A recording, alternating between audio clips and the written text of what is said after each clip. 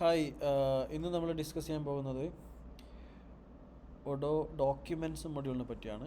നമുക്കറിയാം, Google drive, അതേപോലെ one drive പോലത്തെ ഒരുപാട് ആപ്ലിക്കേഷൻസ് അല്ലെങ്കിൽ സോഫ്റ്റ്വെയറുകൾ അവൈലബിൾ ആയിട്ടുണ്ട്, ക്ലൗഡ് ബേസ്ഡ് സാസ് മോഡൽ. പക്ഷേ ഒഡോ യൂസ് ചെയ്യുന്ന സമയത്ത് നമുക്ക് ഡോക്യുമെൻറ്റ്സ് എന്ന് പറയുന്നൊരു മൊഡ്യൂൾ കാണാം. ഈ ഡോക്യുമെൻറ്റ് മൊഡ്യൂൾ ബാക്കിയുള്ള മൊഡ്യൂൾസൊക്കെ ആയിട്ട് കണക്റ്റഡും ആണ്. ഇപ്പോൾ അക്കൗണ്ടിങ് മൊഡ്യൂളിൽ നമ്മൾ എന്തെങ്കിലും കാര്യങ്ങൾ ചെയ്യുന്നുണ്ടെങ്കിൽ നമുക്കത് ഡോക്യുമെൻ്റൊക്കെ ആയിട്ട് കണക്ട് ചെയ്യാൻ പറ്റും. അപ്പോൾ അതിനായിട്ട് ഡോക്യുമെൻറ്റ്സ് എന്ന മൊഡ്യൂൾ ഓപ്പൺ ചെയ്യുക.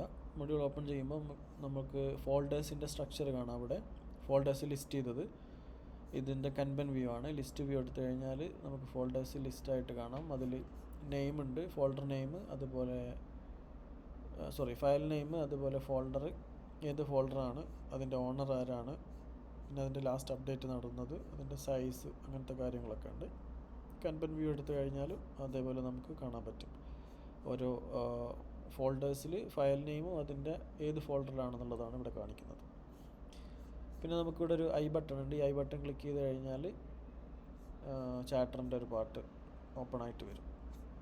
ലെഫ്റ്റ് സൈഡിൽ നമുക്ക് കമ്പനികൾ, അതൊരു കമ്പനിയുടെ അണ്ടറിലുള്ള ഫോൾഡേഴ്സ് ഇവിടെ കാണാൻ പറ്റും. അതുപോലെ ഓള്, പിന്നെ മൈ ഡ്രൈവ്, ഗൂഗിൾ ഡ്രൈവിൻ്റെ ഒരു സിമിലർ ഫോർമാറ്റാണ്. Shared with me, recent, trash, അങ്ങനെയൊക്കെ ഉണ്ട്. അപ്പോൾ ഇതിൽ ഞാൻ എക്സാമ്പിൾ, ഇപ്പോൾ എനിക്കൊരു പുതിയ ഫോൾഡർ ക്രിയേറ്റ് ചെയ്യണമെന്നുണ്ടെങ്കിൽ ഇവിടെ ന്യൂവിൽ ഫോൾഡർ എന്ന് പറഞ്ഞ ഓപ്ഷൻ കൊടുക്കാം. ഞാനിവിടെ ABC എന്ന് പറഞ്ഞിട്ടൊരു ഫോൾഡർ ക്രിയേറ്റ് ചെയ്തു.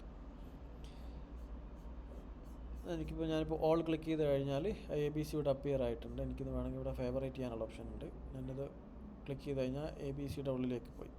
ഇവിടെ എനിക്ക് അപ്ലോഡ് ചെയ്യാനുള്ള ഓപ്ഷൻ ഉണ്ട്. ഫയൽസ് അപ്ലോഡ് ചെയ്യാനുള്ള ഓപ്ഷൻ ഇവിടെ കാണിക്കുന്നുണ്ട്. അപ്പോൾ എനിക്ക് അപ്ലോഡ് ചെയ്തിട്ട് ഇവിടെ ആഡ് ചെയ്യാൻ പറ്റും. പിന്നെ നമുക്ക് ഡോക്യുമെൻറ്റ്സിൽ കോൺഫിഗറേഷനിൽ പോയി കഴിഞ്ഞാൽ സെറ്റിങ്സിൽ ഇതിൻ്റെ ഫയൽസിൻ്റെ സെൻട്രലൈസേഷൻസിൻ്റെ കുറച്ച് കോൺഫിഗറേഷൻസ് ആയിട്ടുണ്ട്. അതായത് ഡീഫോൾട്ട് പ്രൊജക്റ്റ് ഫോൾഡർ പ്രൊജക്റ്റ് ആണെന്നുള്ള സെലക്ട് ചെയ്ത് കൊടുത്തിട്ടുണ്ട്. അതുപോലെ ഫ്ലീറ്റിൻ്റെ ഫോൾഡർ, സൈന്, അതുപോലെ HR മൊഡ്യൂളായിട്ട് കണക്ട് ചെയ്തിട്ടുള്ള ഫോൾഡർ ഏതാണ്, അപ്രൂവൽസ്, അതേപോലെ പ്രൊഡക്റ്റിൻ്റെ ഫോൾഡർ ഏതാണെന്നുള്ളതൊക്കെ ഇവിടെ ഡിഫൈൻ ചെയ്ത് കൊടുത്തിട്ടുണ്ട്. റിക്രൂട്ട്മെൻറ്റ്, അക്കൗണ്ടിങ്ങിൻ്റെ ഫൈനാൻസ് എന്ന മോഡലാണ്. ആ ഒരു ഫോൾഡറിലാണ് കാര്യങ്ങളുള്ളത്. അപ്പോൾ നമുക്കിതിൽ ഒരു പ്രൊജക്റ്റിൻ്റെ മൊഡ്യൂൾ പോയിട്ട് അവിടെ കൊടുക്കുന്ന ഒരു ഡോക്യുമെൻ്റ് എങ്ങനെ ഇവിടെ റിഫ്ലക്റ്റ് ചെയ്യുന്നുള്ളത് നോക്കാം.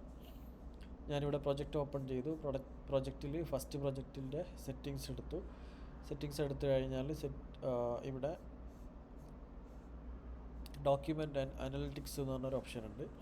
അതിൽ ഡോക്യുമെൻറ്റ്സ് ഓൾറെഡി ഇനേബിൾഡ് ആണ്. ഇതിൻ്റെ ഫോൾഡർ ഏതാണെന്നുള്ളത് ഇവിടെ അസൈൻഡ് ആണ്. അപ്പോൾ ഇവിടെ ഞാൻ ക്ലിക്ക് ചെയ്ത് കഴിഞ്ഞാൽ ഡോക്യുമെൻ്റ് മൊഡ്യൂൾ ഓപ്പൺ ആയിട്ട് വരും. ആ ഒരു പർട്ടിക്കുലർ പ്രൊജക്റ്റിൻ്റെ ഫോൾഡർ നമുക്കിവിടെ ലെഫ്റ്റിൽ കാണാൻ പറ്റും. 0078 റിനോവേഷൻ എന്നുള്ളത്.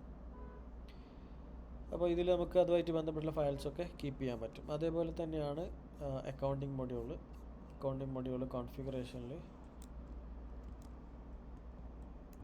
ഓൾറെഡി നമ്മൾ സെറ്റ് ചെയ്ത് വെച്ചിട്ടുണ്ട്. ഫൈനാൻസ് എന്ന് പറഞ്ഞൊരു ഫോൾഡറാണ് അക്കൗണ്ടിങ്ങുമായിട്ട് കണക്ട് ചെയ്തിട്ടുള്ളത്. അപ്പോൾ ഞാനിവിടെ ക്ലിക്ക് ചെയ്ത് കഴിഞ്ഞാൽ എനിക്ക് ഇവിടെ ഫൈനാൻസിൻ്റെ മൊഡ്യൂളിൽ എന്തൊക്കെയാണെന്നുള്ളത് ഡീറ്റെയിൽസ് ഉണ്ട്. അത് ജേണൽ വൈസ് ആണ് ഉള്ളത്. ഇപ്പം ഫൈനാൻസ് ക്ലിക്ക് ചെയ്ത് കഴിഞ്ഞാൽ പർച്ചേസിൻ്റെ ജേണലുമായിട്ട് ബന്ധപ്പെട്ടുള്ള ഫോൾഡറാണ്.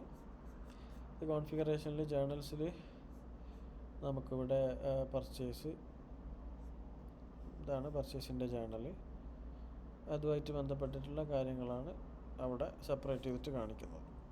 ഇതേപോലെ തന്നെ നമുക്ക് പ്രൊഡക്റ്റിൽ പോയി കഴിഞ്ഞാലും ഏതെങ്കിലും ഒരു പ്രൊഡക്റ്റ് ഓപ്പൺ ചെയ്ത് കഴിഞ്ഞാൽ അതുമായിട്ട് കണക്ട് ചെയ്തിട്ടുള്ള ഡോക്യുമെൻറ്റുകൾ നമുക്കിവിടെ കാണാൻ പറ്റും. ഇവിടെ അപ്ലോഡ് ചെയ്ത് കഴിഞ്ഞാൽ ആ ഒരു രീതിയിൽ ഡോക്യുമെൻറ്റ് മൊഡ്യൂളിൽ റിഫ്ലക്റ്റ് ആകും. അതേപോലെ തന്നെയാണ് എംപ്ലോയീസിൻ്റെത്. ഇപ്പോൾ എംപ്ലോയീസിൻ്റെ ഡോക്യുമെൻറ്റുകളൊക്കെ നമുക്ക് ഒരു ഫോൾഡറാക്കിയിട്ട് സെറ്റ് ചെയ്ത് വെക്കാൻ പറ്റും.